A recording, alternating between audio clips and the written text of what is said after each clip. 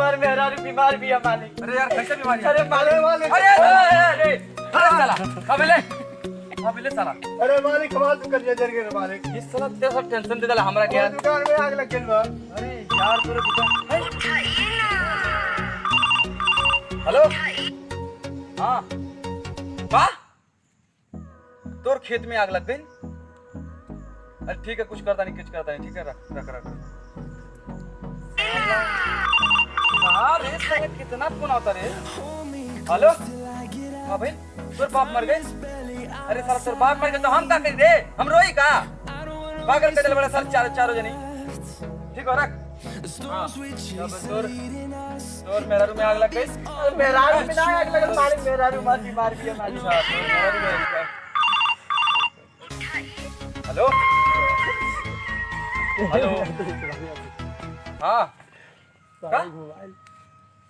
तोर मौसी मर गई।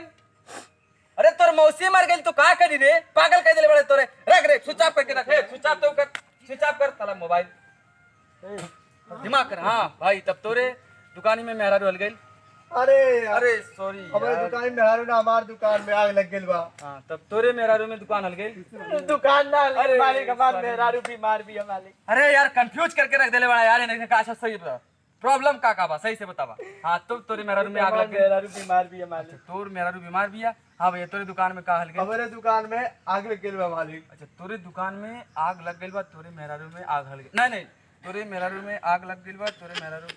ना अरे यार कंफ्यूज कर देले बड़ा यार तोरा यार एकदम टेंशन कर देले बड़ा साला। अरे भैया देख तोरे का प्रॉब्लम बा वो हम बुझ ना पाता नहीं लेकिन अबे बाबू बता मर दे लगा ना गिना जा लगा के लगा जा दे लगा के और नाच। अब देख कुल प्रॉब्लम सही हो गई।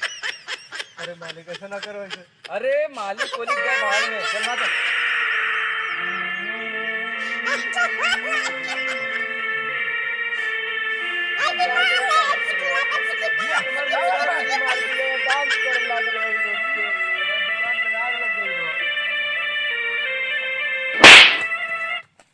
अरे साला हमरा के मर लेते ते मर ले हमरा के रे।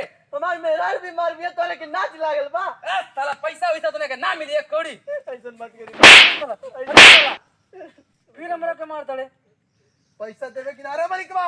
ना पैसा मिली रे चिल्ला चिल्ला। अरे साला तोरा कुछ कहानी बोलता रे तोरा कुछ कहानी बोलता रे साला मारता हमरा के।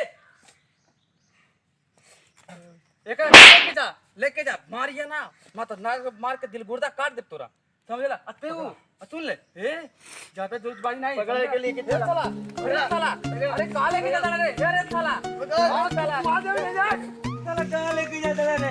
अरे रोका रोका रोका रोका रोका रोका रोका तू अच्छा नहीं करता अब बस बस No, no. बस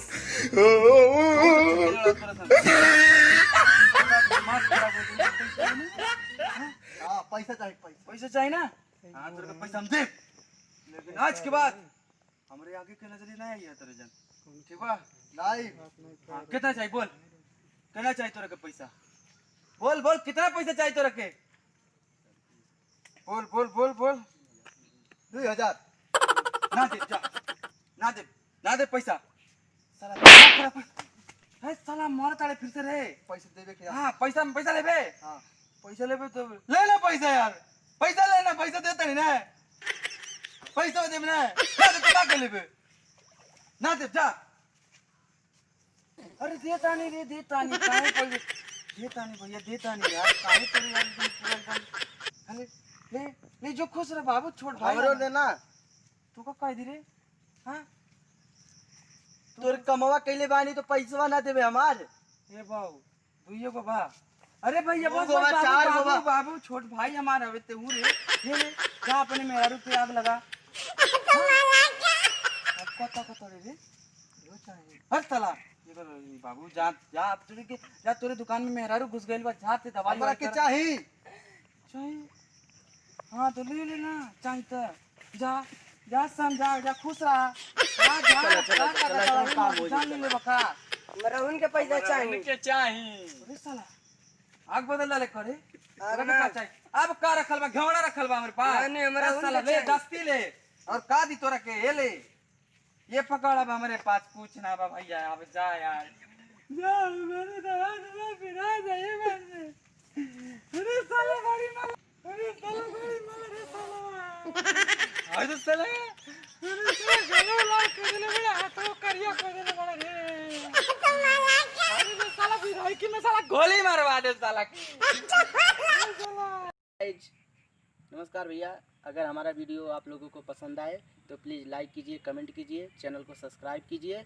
और शिवा भाई, और भैया अगर जो भी इसमें अगर हम लोगों से गलती हुई है तो उसको हम सुधारेंगे। आप लोग प्लीज़ कमेंट में बताइएगा कि वीडियो कैसा लगा। थैंक्स, धन्यवाद।